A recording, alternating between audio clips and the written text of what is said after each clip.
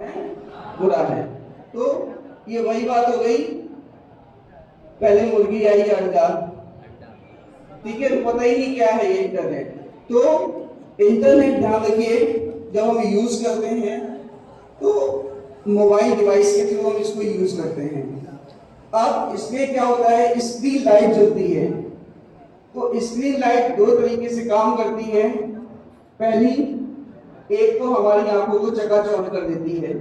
अगर हम मोबाइल को यूज करते हैं तो ये हमारी आंखों को क्या कर देती है, चकाचौंध। और दूसरा, अगर हम इसको सही तरीके से देखें तो ये हमारे माइंड में भी एक उजाला भर देती है। तो लेकिन हमें कैसे यूज करना है ये डिपेंड करता है हम सभी पर।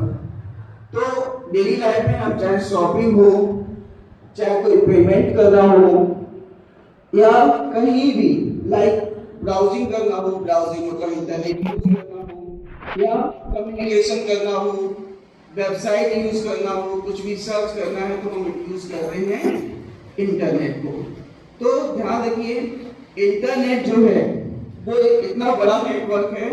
डेली इंटरनेट पर 1 मिनट के अंदर 168 मिलियन ईमेल सेंड किए जाते हैं। हर 1 मिनट में, 1 मिनट के अंदर टोटल ईमेल जो सेंड होते हैं डेली, वो 168 मिलियन ईमेल्स डेली सेंड होते हैं। और 1200 वीडियोस यूट्यूब पर हर 1 मिनट में अपलोड होते हैं।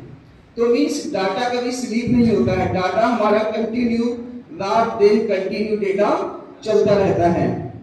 तो क्या इंटरनेट की डिसएडवांटेजेस हैं, इंटरनेट हमारे लिए क्यों नुकसानदायक है? तो सबसे पहला आता है लैक ऑफ फोकस।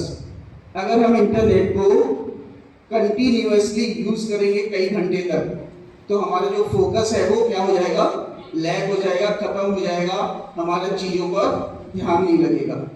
तो इसीलिए हमें अपना जो स्क्रीन टाइम है उसको कम करना चाहिए। मोबाइल में एक फैसिलिटी होती है, सेटिंग में जो आप सर्च करेंगे डिजिटल वेलबींग, डिजिटल वेलबींग, जैसे ही आप उसको सर्च करेंगे तो आपको मोबाइल बताएगा कि आपने कौन सा ऐप कितने मिनट, कितने घंटे, कब यूज किया हुआ है। तो उसको देखकर हमें क्या करना चाहिए, अपनी स्क्रीन टाइम को रिड्यूस करना चाहिए, कम करना चाहिए।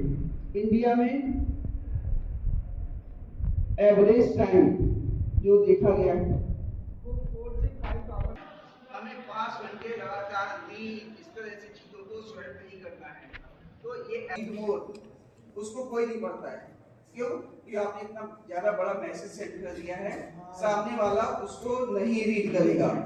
तो इसलिए जब भी आप किसी को मैसेज सेंड करें, 4 या 5 लाइनों का मैसेज सेंड करिए।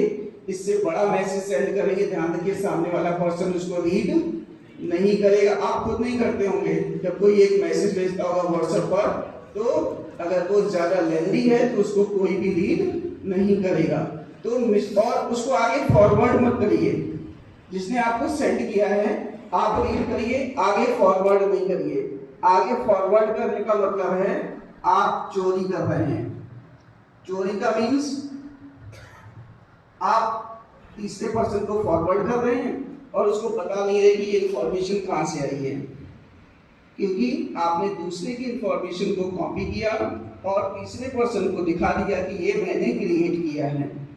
तो इस तरीके से कोई भी इंफॉर्मेशन को आगे कभी भी फॉरवर्ड ना करें। इसके अलावा वेस्ट ऑफ टाइम, मैंने आपको बता दिया टाइम वेस्ट होता है। साइबर क्राइम्स कंटिन्यूअस बढ़ते जा रहे हैं। अब साइबर क्राइम्स किन चीजों से बढ़ते हैं? डर और लालच। साइबर क्रिमिनल्स, जिस तरीके से इंटरनेट बढ़ा, साइबर क्रिमिनल्स भी पैदा हो गए। जितनी भी ऑफलाइन क्राइम्स थे वो सब ऑनलाइन हो गए। ऐसा कोई भी क्राइम नहीं बचा है जो ऑनलाइन नहीं हुआ है।